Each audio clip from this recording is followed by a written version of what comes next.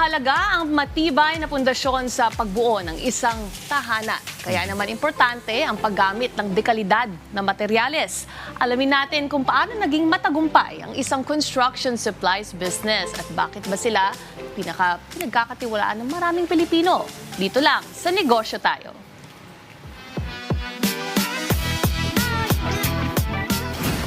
Hi, Miss Annalyn. Good morning, Miss Dayan. Good morning po sa mga viewers. So let's talk more about your journey. Since 2021, nag-start po yung business, which is nauna po kasi contractor po yung aking employer, si boss. Then, why not magkaroon po siya ng isang business na masusupply sa lahat ng construction supplies na kailangan niya.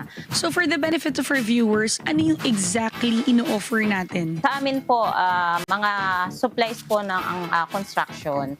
Bali, lahat po, aggregates, yung mga plumbing, ganyan, electrical materials, lahat po para matayo yung isang building. Based from your story, you started 2021. What made you think na naging successful yung business na ito? What do you think is the key ingredient or formula?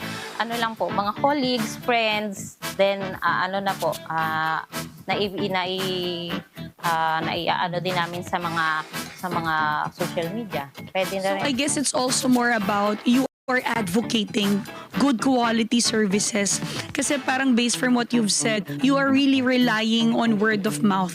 Yung mga recommendations ng mga kaibigan. So mga kanegosyo, sa isang negosyo, importante po na magkaroon tayo ng magandang improvement and feedback from our customers. Maganda na nakakaiwan tayo ng magandang impression sa kanila para marerecommend po tayo sa mga kaibigan. Advice naman sa mga gustong pumasok sa ganitong klaseng pagnenegosyo. Ako kasi, hindi pa naman ako business owner, pero nakita ko sa boss ko kung ano yung goal, kung ano yung passion niya sa pagbi-business.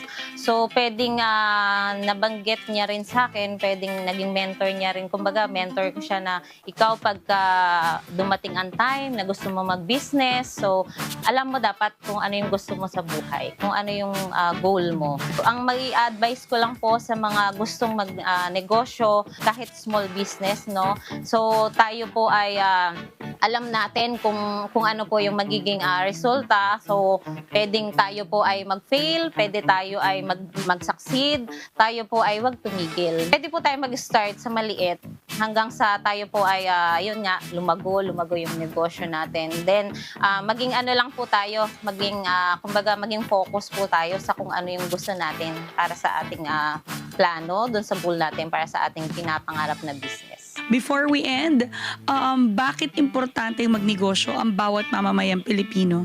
Siguro po para sa akin, tulong para sa atin. Unang-una, di ba, financially, masusupport yung pangangailangan ng ating family. And then, hindi naman tayo panghabang panahon na tayo ay, sabi nga, empleyado. Pwede tayong mangarap na magnegosyo para makatulong, hindi lang para sa pamilya, kundi para sa ating community. Alagaan mo ang customers mo dahil ang repeat customers ang tunay na bonus ng negosyo. Kita-kits ulit sa susunod na episode mga kanegosyo dahil another business story na naman ang ibabahagi namin sa inyo. Kaya naman tara, negosyo tayo!